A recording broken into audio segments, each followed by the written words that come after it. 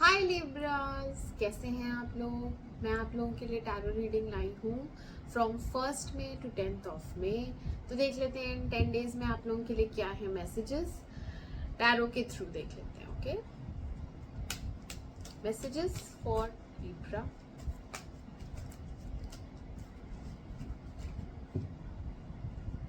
Messages for Libra first 10 days of May. Messages for Libra 1st to 10th of May. Libra यानी तुला राशि के लिए बताएं 1 से 10 मई क्या रहेगा इनके लिए। मैसेजेस दें, प्लीज मुझे गाइड करें। मैसेजेस दें 1 से 10 मई लिब्रा वालों के लिए कैसा रहेगा।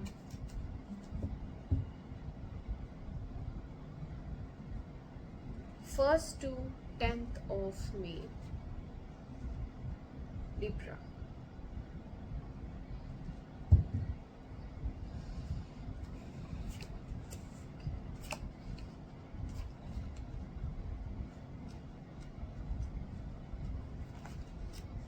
क्लैरिफाई करते हैं इन्हें।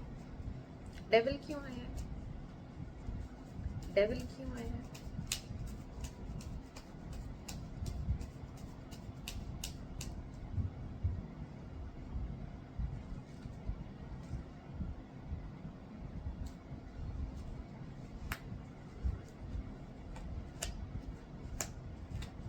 एम्परर क्यों आया है?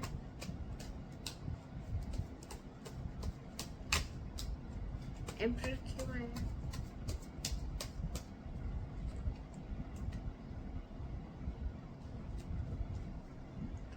एम्परर क्यों आया है?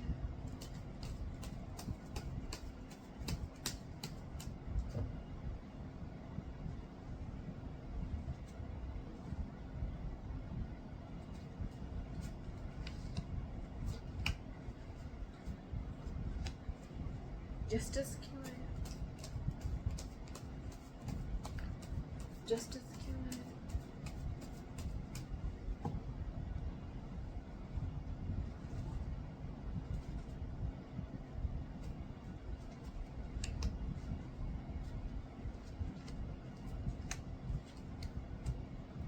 नाइट ऑफ वॉन्ड्स क्यों?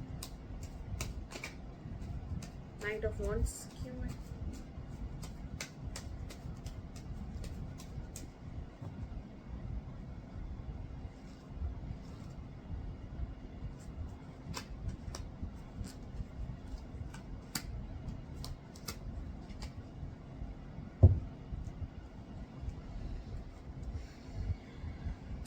ओके लिब्रंस, स्टार्ट करते हैं आपकी रीडिंग।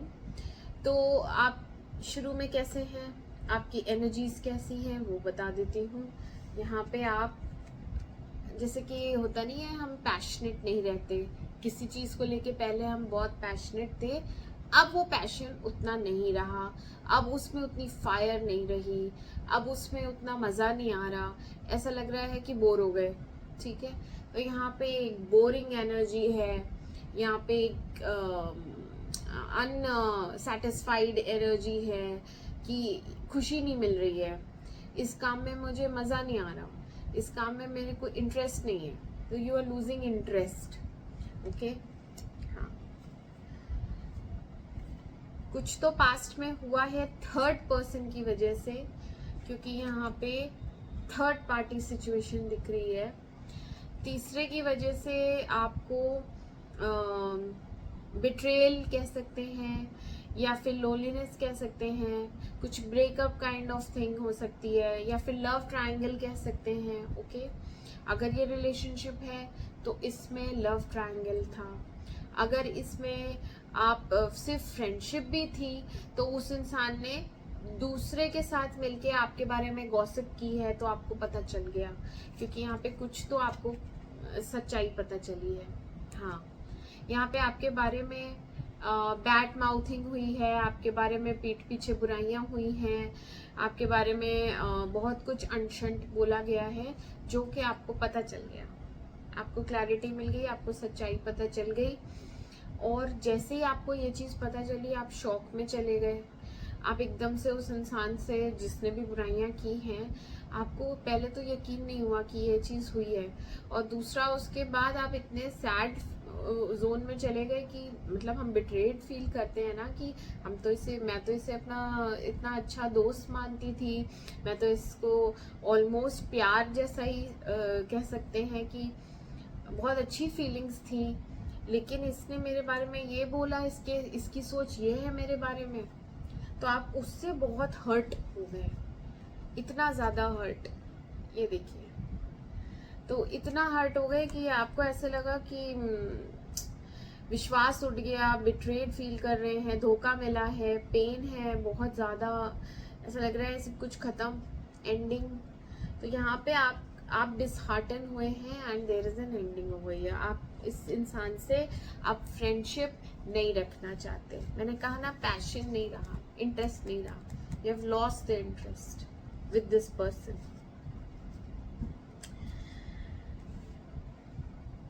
दो ऑप्शंस रहे हैं हमेशा से आपके पास। मैं वही सोच रही हूँ कि इसमें एक ऑप्शन तो आपका गया क्योंकि वो इंटरेस्ट आपका खत्म हो गया है। एक और ऑप्शन है आपके पास जिसको आप प्रायोरिटाइज करेंगे। अब आप शायद उस पर ध्यान देने वाले हैं। पहले आप डायलेमा में थे कि किसको चूज करूं, क्योंकि यहाँ पे ट्रायंगल दिख रहा है, तो हो सकता है आप किसी और से भी बात कर रहे हो या एक बैकअप में एक ऑप्शन रखा हो। तो अभी आप उस इंसान की तरफ बढ़ने का सोच रहे हैं, क्योंकि ये तो गया, ये नहीं है अब आपकी लाइफ में।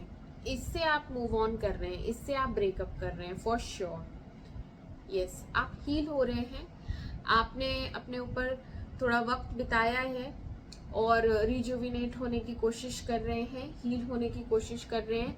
नेक्स्ट क्या करना है उसकी प्लानिंग कर रहे हैं और अपनी लाइफ को ट्रैक पे लाने की कोशिश कर रहे हैं। जो हो गया उससे मूव ऑन करना है आपको। जो पास्ट में हो गया वो हो गया, जो चला गया वो चला गया, उससे दूरी मेंटेन कर रहे हैं, उसकी यादों को भुलाने की कोशिश कर रहे हैं। यहाँ पे पुरानी यादें हैं जो आपको याद आती हैं, जो अच्छी यादें थी, जो प्यार वाली यादें थी, लेकिन अब आप उस इंसान से क्योंकि चिढ़ गए हैं, पसंद नहीं है, तो अब आप उसकी यादों में से भी निकल रहे हैं। और जितनी भी नेगेटिविटी आ गई है ऐसे ब्रेकअप के बाद और सच्चाई जानने के बाद, उस नेगेटिविटी को भी आप रिलीज कर रहे हैं। टॉक्सिक एनवायरनमेंट से निकलने की कोशिश कर रहे हैं, अपने आप को लाइट कर रहे हैं, पॉजिटिव कर रहे हैं, हील हो रहे हैं। यस, यहाँ पे आप बहुत सारे नेगेटिव इमोशंस रिलीज कर रहे हैं। ठीक है, फिर क्या हो रहा है आगे?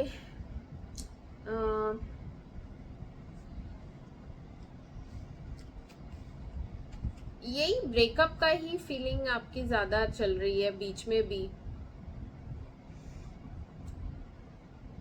आपको बात करनी है, अभी भी आपके मन में गुस्सा है, अभी भी आपको कुछ चीजें पूछनी है, अभी भी आपको लग रहा है कि मैं ये क्वेश्चन करूं, ऐसा क्यों वैसा क्यों, क्योंकि यहाँ जो भी कुछ आपको पता चला है, ठीक है, वो आपको जैसे होता नहीं, हमें धक्का लगता है, हमें सच्चाई, हमें उम्मीद नहीं होती है इस इंसान से कि ये हमें ये बोलेगा या ये मेरे बारे में सोचेगा। तो अभी उस समय तो आप मूव ऑन कर गए, आप चुपचाप वहां से निकल लिए, या आपने चुपचाप ही ये ब्रेकअप कर लिया, या मुझे अब तुमसे कोई लेना देना नहीं है, ठीक है। बट अब जब आप सोच रहे हैं, जब आप टाइम स्पेंड कर रहे हैं अपना अकेले में, पास्ट की बातें याद कर रहे हैं, तो आप रियलाइज कर रहे हैं कि अगर ये वाली बात थी तो इसने मुझसे तब क्यों नहीं कही, अगर ये वाली प्रॉब्लम थी तो इसने मुझसे क्यों नहीं एड्रेस किया। हो सकता है मैं खुद, अगर कन्फ्रंटेशन होता, अगर 1 to 1 बात होती, तो हो सकता कि मैं उस सिचुएशन को संभाल सकता, क्योंकि ये सिचुएशन तो आपके कंट्रोल से बाहर ही हो गई, अब तो बिल्कुल ही एंडिंग हो गई। अगर पहले ये चीजें किसी ने बताई होती, पहले किसी ने थोड़ा हिंट भी दिया होता, तो मैं उसको संभाल लेता ना, उस रिश्ते को बचा लेता। हाँ, आपको यही लग रहा है कि आपको सपोर्ट नहीं मिलता या आपको क्लैरिफिकेशन नहीं मिला।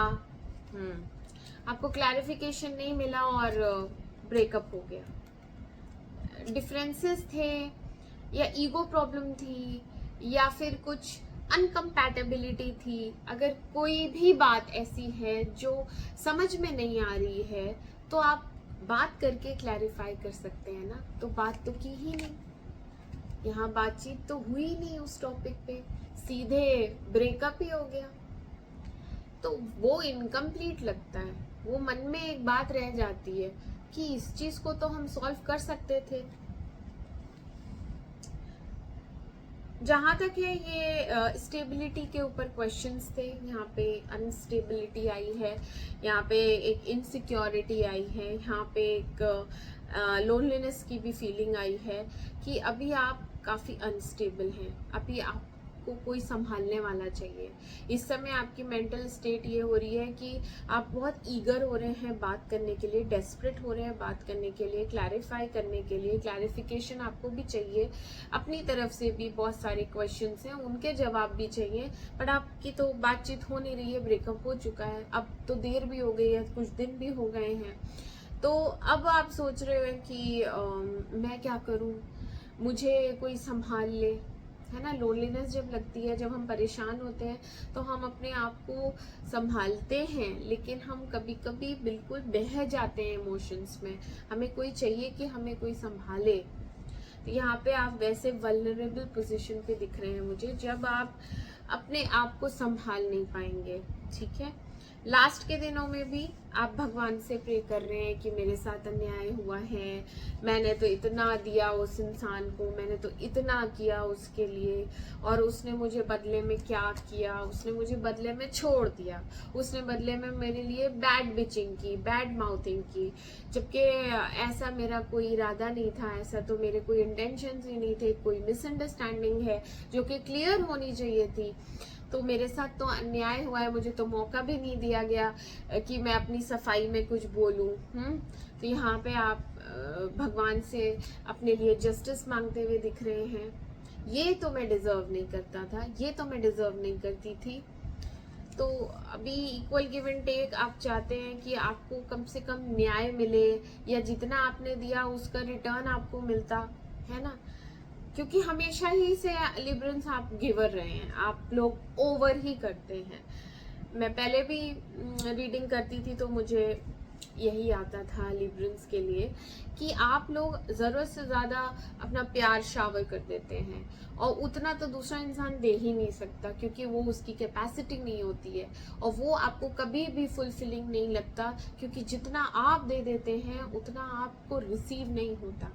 This is the main reason कि आपके ब्रेकअप्स होते हैं। इसलिए आप उतना पहले दूसरे वाले को देने दो, उसके बाद आप दो, क्योंकि आप जब देना स्टार्ट करते हैं तो वो अनलिमिटेड होता है, वो आप देते जाते हैं, देते जाते हैं, देते जाते हैं। एंड रिजल्ट यही होता है कि आपको नहीं मिल पाता उतना।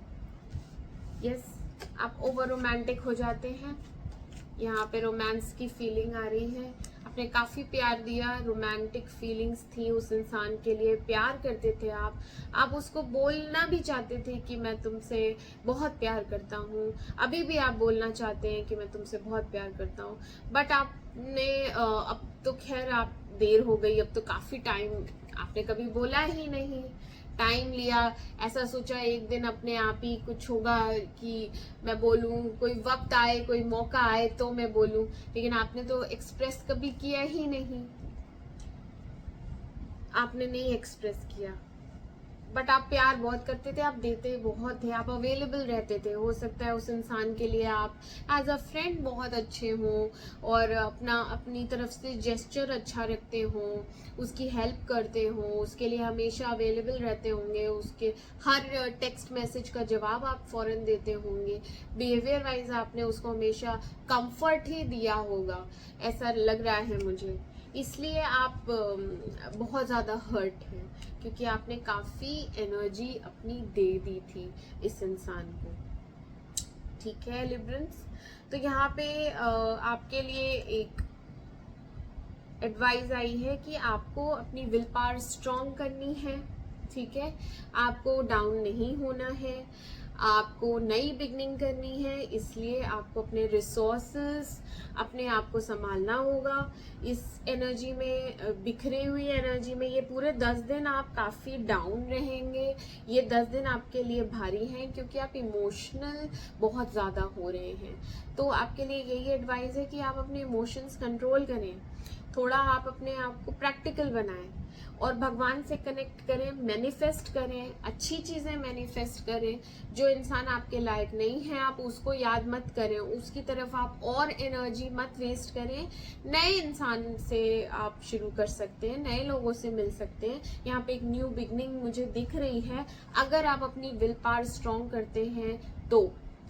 ठीक है लिब्रंस, तो मैं मिलती हूँ आपसे आपकी नेक्स्ट रीडिंग में। तब तक के लिए मेरे चैनल को लाइक करें, सब्सक्राइब करें। Take care and bye bye.